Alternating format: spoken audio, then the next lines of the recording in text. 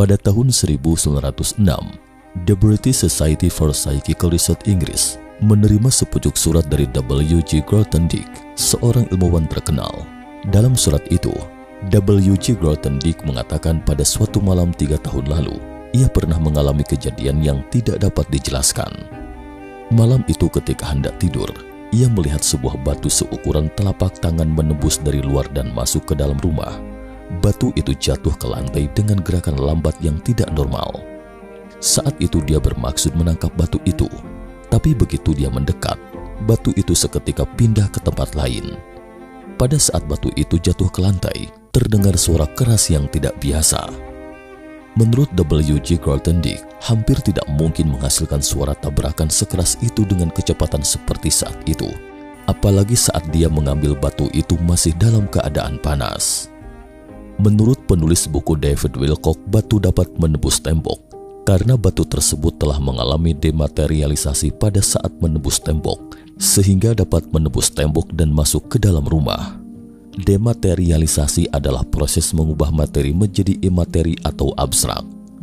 Intinya, beberapa ahli pernah menemukan fenomena dematerialisasi ini yang terus terjadi di dunia sekarang ini. Misalnya, ada yang melihat daun pohon meresap ke tembok, kayu yang lunak lembab menembus tiang besi, dan sebagainya.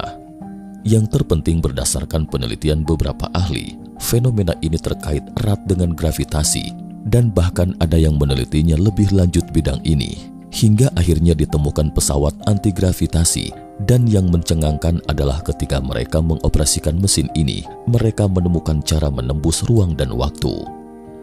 Isi video hari ini adalah tentang semua informasi penting yang sangat disangkal oleh pemerintah di dunia. Setelah menyaksikan video ini, mungkin dapat menumbangkan cara pemahaman orang-orang terhadap dunia. Hari ini saya akan mengupasnya bersama pemirsa sekalian tentang levitasi, yakni kebalikan dari gaya gravitasi bumi atau bisa juga dipahami sebagai anti-gravitasi bumi. Orang-orang pada umumnya menganggap dunia kita ini dari ukuran sekecil atom hingga sebesar alam semesta, semua terdiri dari materi. Karena terdiri dari materi, sehingga memiliki bentuk eksternal tertentu. Tetapi dalam beberapa tahun terakhir, ada tanda-tanda menunjukkan bahwa terkadang hukum ini akan dijungkirkan. Menurut catatan National Oceanic and Atmospheric Administration atau Administrasi Kelautan dan Atmosfer Nasional, banyak manusia, kendaraan, dan hewan dapat dipindahkan ke tempat yang jauh secara utuh setelah digulung tornado.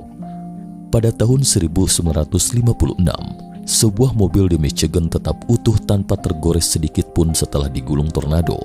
Mobil itu ditemukan lagi di suatu tempat sejauh kilometer. Anehnya, ada pusaran aliran udara yang kuat di dalam tornado tersebut.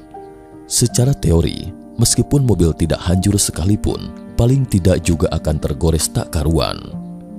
Selain contoh di atas, dalam beberapa catatan terkait juga pernah terlihat penggabungan benda asing. Seorang astrofisikawan terkenal, Demitov, menyebutkan beberapa contoh dalam makalahnya. Misalnya, ada yang menemukan kayu menembus plat baja saat setelah tornado St. Louis pada tahun 1896, dan lubang yang ditembusnya itu tampak jelas lebih kecil dari lebar kayunya, seakan keduanya bergabung menjadi satu. 3 minggu kemudian pasca berlalunya tornado di Amerika Serikat pada tahun 1925, ada yang menemukan sebatang kayu lembab dan lunak yang menembus ke dalam tiang besi. Bahkan ada laporan yang menyebutkan gulma atau rumput liar menembus dinding, bagian bawah mesin pertanian ditembus jerami, dan sebagainya. Menurut ilmuwan, jerami atau kayu lunak dapat menembus benda-benda yang 1000 kali lebih keras darinya, karena benda-benda tersebut telah mengalami proses dematerialisasi. Lantas apa sebabnya suatu benda seperti tersebut di atas itu mengalami transformasi yang membingungkan setelah digulung tornado? Mari saksikan terus tanda tanya ini. Temuan yang tidak disengaja. Pada musim panas 1988, ketika ahli entomologi Rusia Viktor Grebennikov sedang mempelajari struktur sayap kumbang badak Jepang, dia secara tak sengaja melihat fenomena anti-gravitasi pada sayap kumbang badak. Bukan main terkejutnya Viktor pada saat itu. Tak lama setelah pulih dari keterkejutannya, dia mengambil sayap kumbang badak itu dan diikat dengan kawat besi, kemudian memasang paku payung di sayapnya. kemudian terjadilah fenomena yang lebih mencengangkan karena paku payung itu tiba-tiba lenyap dari depan matanya. Di sela-sela keterkejutannya, dia segera meneliti dan mendesain sebuah mesin. Setelah mendesain ulang struktur sayap unik kumbang itu dan ditumpuk kemudian ditempatkan di mesinnya agar mesinnya itu memiliki daya apung yang cukup untuk mengapung. Sekalipun Anda berdiri di atas mesin ini, mesin tersebut masih dapat mempertahankan fenomena anti-gravitasi. Ketika Victor dengan penuh semangat mencoba mesin buatannya sendiri, hal aneh lain kembali menarik perhatiannya. Dia menemukan tidak peduli seberapa rendah dia terbang, orang-orang di permukaan tanah tidak dapat melihatnya, sama seperti paku payung yang disebutkan di atas. Selain itu, selama penerbangan, arlojinya seringkali berubah tidak menentu, kadang cepat dan lambat. Terkadang jelas-jelas musim dingin, tetapi ia melihat salju dan es di bawah kakinya sudah mencair. Pada suatu hari saat dia sedang mengendarai mesin terbang dan tiba di hutan dan menangkap seekor imago hewan jenis serangga dewasa, ketika dia kembali ke laboratorium, tak disangka imago itu berubah menjadi kepompong. Viktor Grebennikov mengatakan bahwa meskipun dia hanya seorang ahli entomologi, namun pesawat terbang buatannya tidak hanya bisa terbang di luar angkasa, tetapi juga bisa menembus ruang dan waktu. Pada tahun 1992, editor majalah New Scientist Rusia melihat mesin terbang Viktor Grebennikov di sebuah lembaga pertanian di Siberia. Ia terkejut dan segera mengambil ratusan foto pesawat itu. Ketika dia bersiap untuk menerbitkan foto yang dipotretnya di majalah, penerbitannya mendapatkan perintah pelarangan publikasi dengan alasan penemuan tersebut terkait dengan keamanan nasional. Video maupun foto yang kita saksikan itu adalah informasi yang telah dirilis lebih dulu oleh Viktor Grebennikov. Mesin UFO Unidentified Flying Object. Dalam konferensi meja bundar Arthur Amerika pada tahun 2006, Viktor Grebennikov mengunjungi seorang teknis berusia 71 tahun bernama Ralph Ring yang pernah bekerja dengan Otis Tikar yang mendaftarkan paten UFO Unidentified Flying Object. Otis Tikar pernah mengatakan bahwa alasannya menciptakan UFO atau mesin UFO karena gurunya Nikola Tesla, seorang penemu fisikyawan, teknisi mekanika, memberikan teknologi itu kepadanya. Ralph Ring mengatakan bahwa pada tahun 50-an, dia dan Carl benar-benar berhasil menciptakan kembali penemuan Tesla. Walaupun seringkali orang salah kaprah tentang antigravitasi bukanlah hukum sains yang melawan hukum alam, tetapi belajar bagaimana bekerja sama dengannya. Seseorang pernah bertanya kepada Ralph, benarkah mesin ini bisa terbang? Ralph mengatakan bahwa terbang bukanlah kosakata yang tepat. Nyatanya mesin UFO sudah melampaui jarak. Sederhananya, mesin itu dapat melakukan perjalanan kemana saja dalam sekejap. Saat mesin UFO dinyalakan, tampilan logam pada pesawat seketika berubah menjadi lentur seperti jeli.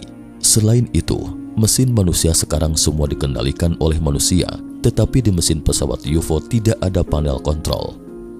Ketika itu saat Ralph dan Carl masuk ke dalam pesawat, mereka hanya meditasi kekuatan pikiran untuk memberikan instruksi kepada mesin tersebut. Ralph mengatakan, mungkin kebanyakan orang tidak akan percaya pada saya, tapi inilah fakta yang saya saksikan dengan mata kepala sendiri. Carl tidak pernah memberitahu saya bagaimana dia menggabungkan teknik dan kesadaran kekuatan pikiran. Meskipun saya tidak tahu bagaimana dia melakukannya, tapi dia berhasil. Dan jika kekuatan pikiran dapat mengontrol teknologi dan mewujudkan fenomena anti-gravitasi, maka orang dengan moralitas yang cukup tinggi, apakah ada cara untuk secara langsung melintasi teknologi mengambang melawan gravitasi? Biksu Tibet mengambang di udara. Tibet benar-benar sebuah tempat yang sangat misterius. Sebelumnya Sister Ma Lian pernah beberapa kali mengupas tentang Tibet. Legenda mengatakan bahwa biksu dengan Taoisme yang cukup tinggi di Tibet tidak hanya mampu mengambang di udara dengan meditasi kekuatan pikiran, bahkan dapat melakukan lompatan jarak jauh dengan kecepatan yang luar biasa. Penduduk setempat menyebutnya sensing atau roh yang terlepas dari tubuh dan berjalan bebas kemanapun. Namun selama ini tak lebih dari legenda. Hingga tahun 1931, seorang penjelajah Perancis Alexandra David Neal melihat dengan mata kepalanya sendiri dan memasukkan pengalaman uniknya itu ke dalam bukunya. Dalam Wajrayana atau kadang ditulis Vajrayana, juga dikenal dengan nama Tantra atau Tantrayana dan sihir Tibet. orang-orang di dunia akhirnya berkesempatan memahami tentang sensing. Menurutnya, para biku akan menggunakan kekuatan supranaturalnya itu hanya pada saat mereka melakukan perjalanan jauh. Biku akan menutup matanya dengan rapat saat mulai melepaskan roh dari tubuh seperti sedang tertidur pulas. Selama proses tersebut, biku tidak bergerak dengan cara melayang, tetapi bergerak dengan cara melompat. Hanya saja jarak yang dilompati setiap kali melompat minimal lebih dari 30 meter. Rahasia yang tak boleh dibocorkan. Mungkin muncul pertanyaan, apa hubungan antara dematerialisasi dengan antigravitasi? Dan bagaimana antigravitasi menembus ruang dan waktu? Mengenai hal ini, David Wilcock menjelaskan bahwa gravitasi adalah semacam gaya ke bawah. Namun alam semesta ini tidak hanya memiliki gaya gravitasi ke bawah, tetapi juga levitasi, yakni kebalikan dari gaya gravitasi bumi atau bisa juga dipahami sebagai antigravitasi bumi. Saat ini ruang waktu tempat kita berada didominasi oleh gravitasi, tetapi di paralel lain alam semesta didominasi levitasi. Jadi jika ingin membuat objek mengambang melawan gravitasi, hanya perlu objek ini setengahnya di dunia 3 dimensi kita dan separuh lainnya di luar. Dengan begitu, gaya gravitasi dan levitasi akan saling mengekang membuat benda melayang di udara. Dan ketika sebagian besar atom dari benda tersebut berada dalam ruang dan waktu, benda-benda dalam ruang dan waktu semula akan mengalami dematerialisasi, seperti tornado yang kita sebutkan di atas, seperti kayu lunak yang ditancapkan ke dalam pilar besi dan sebagainya. Yang perlu diperhatikan adalah bukan hanya fenomena dematerialisasi di dalam ruang dan waktu yang didominasi gaya levitasi, waktu sebenarnya tidak ada. Jadi saat objek memasuki ruang dan waktu ini, fenomena menembus ruang dan waktu juga akan terjadi. Artinya hasil akhir dari fenomena antigravitasi akan menembus ruang dan waktu. Dan karena itu, pemerintah di dunia enggan mengakui kepada dunia bahwa manusia sudah memiliki teknologi antigravitasi. Jika suka video ini, jangan lupa untuk berlangganan dan membagikannya. Jangan lupa membuka lonceng kecil di channel ini. Akhir kata, sampai ketemu lagi di episode berikutnya. Terima kasih.